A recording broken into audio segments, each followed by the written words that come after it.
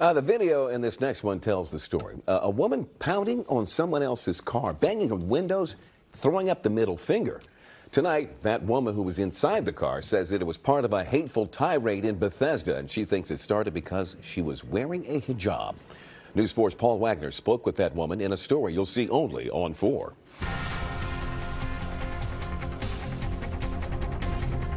It began so suddenly, with a slur and the woman flashing her middle finger.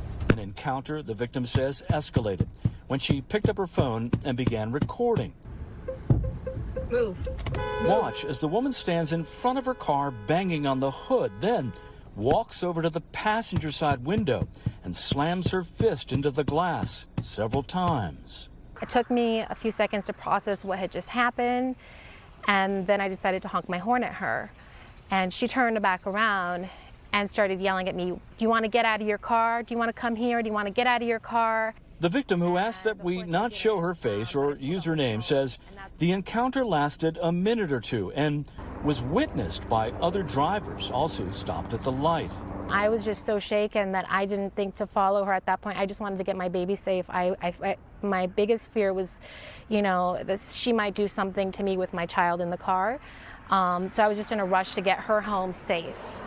This is where it happened, here at Rockledge Drive and Democracy Boulevard yesterday afternoon.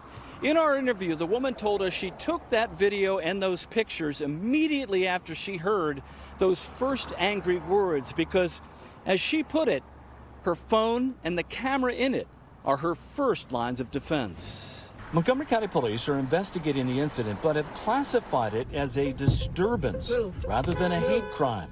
The Maryland chapter of the Council on American and Islamic Relations recently put out a press release detailing a rise in hate bias incidents since the attack on Israel earlier this month. In a statement, CAIR said, "The reports CAIR has recorded only strengthen our resolve to empower one another, uphold justice, and defend civil liberties." The woman in the video has not been identified.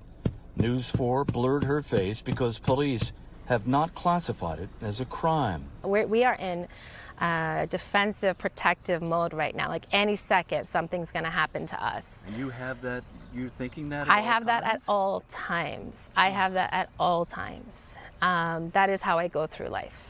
The victim and her husband first posted the details along with the pictures and video on the Nextdoor app and say they have received an overwhelming outpouring of support. In Bethesda, Paul Wagner, News 4.